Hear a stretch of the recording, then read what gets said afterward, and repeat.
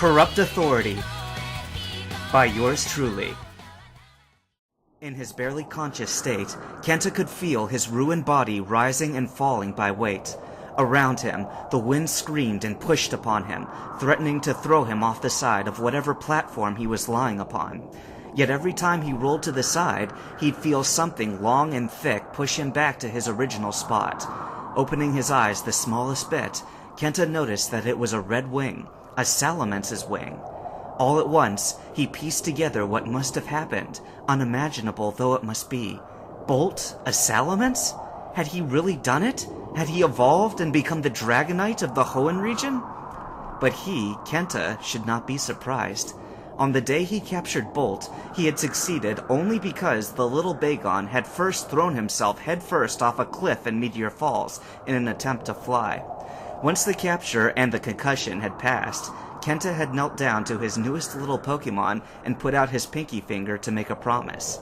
"Train and become strong with us," Kenta had told the young Bolt, "and one day we will fly together." And they'd pinky swore, Kenta with a finger and Bolt with his teeth. Later, Kenta had joked about it being the most painful promise he'd ever have to keep. How fitting it was. Bolt was now flying for the first time in his life, and he, Kenta, was in more pain than ever. It felt as though his abdominals were straining without him flexing them to get out the bullet that wasn't there. He'd been pierced straight through the back and out his stomach, so that there were 2 holes in his body that formed a miniature tunnel right through. One of his hands had found the spot on its own, and lay pressed against it in an attempt to keep the lifeblood inside. Staunching the blood flow didn't seem to be working, though. He continued to bleed regardless. Kenta didn't know how long it took for Bolt to reach where he was going. Time had no meaning anymore. Nothing really did, with certain death approaching. He'd lost too much blood. He had no more sense of touch, and his other senses seemed on their way out as well. When they had at last touched the ground again, and Kenta rolled off Bolt's back, he didn't feel any impact. He didn't even feel the temperature around them, although judging by the light snowfall, it must have been freezing. And somewhat to his relief, he was starting to go numb of the stinging pain in his chest, which now felt no worse than a Weedle's poison. Yet there was a fear in his heart, which kept him from embracing the sweet release death seemed to be promising him. The American missionary that had come to New Barktown years back, the one whom he'd brushed off at the time, had mentioned something about dying that he had never given much thought to until this very moment. Death, he'd said, wasn't the end. Anyone who died went on, but only in one of 2 directions, towards the creator of the universe or away from that same creator. Those who had never known him in life, and thus could never thank him for the sun's warmth, the delicious variety of food tastes, the vast multitude of the world's scents and the flamboyant colors, and so on, these people would not search for him in death. Why was Kenta wondering about him now? Perhaps it was because his senses were fading. You don't know what you got till it's gone, the saying went, but Kenta felt a sudden appreciation for life, even now. Why make promises? Why go on living for a better tomorrow? Why create bonds with people and Pokemon if everything was just going to die anyway? Because what if the creator reflected himself in everybody? What if he was reflected in everything? What if he'd always been there, and Kenta had always just been too preoccupied to notice? One thing was for sure, he certainly wasn't preoccupied with anything now. "I just want to live," he found himself thinking. "If I were to live a little longer, I could know whether or not I was created by someone for a purpose, or if I'm just here because I'm here. But the latter possibility was depressing to him, and Kenta wished for death if it was indeed the ultimate reality. On the other hand, if he did live for a purpose, he'd fulfill it to his best ability, and during that time and afterward, he'd earnestly seek for that one, the one who had created him to fulfill such a purpose." "Hold it!" Hibiki interrupted, and Kenta came out of his trance from storytelling. He and Marina looked at Hibiki in annoyance, but the latter took no notice. "Kenta, I haven't forgotten what you said before. You told me you'd survived because you'd been shot by Arcata, and you didn't want to die betrayed. And now you're saying—" "I wasn't lying," replied Kenta defensively. "To me, Arcata represents the government's betrayal best. I had a will to live so I could fulfill my purpose, and that purpose is to come back from nothing and defeat corrupt authority. He thought for a moment. And Arcada, if I'm able to face him in battle. Can we get back to the story now? Asked Marina, an enchanted look still in her eyes from Kenta's vocal memoir. I want to hear how Kenta survived. Yeah, and when does Zapdos come into this? Asked Hibiki. Kenta raised an eyebrow at Hibiki. If you would kindly stop interrupting, I was just getting to that, he said pleasantly, his voice nevertheless dripping with sarcasm. So, anyway, I noticed that for someone on the brink of death, my mind was functioning awfully well. All at once, Kenta felt something powerful and gripping jolt through his body, and he sprang up from his prostrate posture like a startled animal. His senses, which a moment ago had been faint as though he'd been asleep, now roared to the forefront of his being. Around him, he felt the frigid air of the mountain climate, and he heard the howl of high winds. His eyes beheld a dazzling golden creature looming before him, with outstretched wings and crackling bolts of electricity snapping all around its glowing body.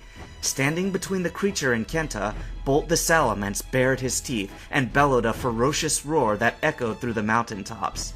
And was he imagining it? Or was there a hint of lamentation in the dragon's bellow? Kenta took his eyes off the immediate situation for just a moment and glanced down at his gut, where the bullet hole was, or should have been. His eyes widened in astonishment. Nothing was there now but new skin with a red patch around it, and some sort of colorless liquid substance. Was it water? No, it felt warm. Even in the frigid cold, its temperature stayed constant. But how? His eyes traveled upwards, stopping as they caught sight of Bolt's face. The Salamence's eyes glistened with tears, and they fell from his face as freely as rain. But Kenta only beheld the sight for a moment, and then Bolt charged furiously at the golden creature, his head lowered like a battering ram. It fell backwards as they made contact, then gained altitude and hovered above the dragon with its body fully extended. Kenta's heart skipped a beat as he recognized at last what this deadly, magnificent creature was. Zapdos, the Thunderbird. I'm actually seeing Zapdos face to face. From Zapdos' outstretched wings, vines of electricity crackled and snapped in a dangerous light show, then suddenly merged as one bolt of lightning. Kenta's Pokemon, Bolt, barely managed to throw up a Protect Shield quickly enough as the electric power swarmed around his monstrous frame. Kenta watched for a moment in dumbfounded awe, then shook his head rapidly and slapped himself in the face. What's wrong with me? He thought angrily. Bolt only just evolved! He's barely adjusted to his Salamence body! He's no match for a legendary bird! Looking around for something to defend with, Kenta's eyes fell upon something purple and round, lying forgotten in the snow near Bolt's footprints. Recognizing the item, he dove and snatched it up, not caring that some freezing snow had gotten onto his bare hands. Righting himself, Kenta twisted around and faced the battle once more between the two gigantic winged Pokemon. He gritted his teeth. This isn't a normal clash. This is life or death. If I don't interfere, we're done for. And before he knew it, the Master Ball had left his hand, whirling fast and hard at Zapdos, and striking the glowing bird upon its right wing. Almost immediately, the surroundings grew dim as Zapdos disappeared into the capture ball and it fell to the ground. Bolt let off his Protect Shield, and both trainer and Pokemon looked on as the Master Ball rattled violently back and forth on the snowy ground. For 30 seconds the vigorous shaking went on, and a couple of times the Master Ball even sprang off the ground as though it had a life of its own.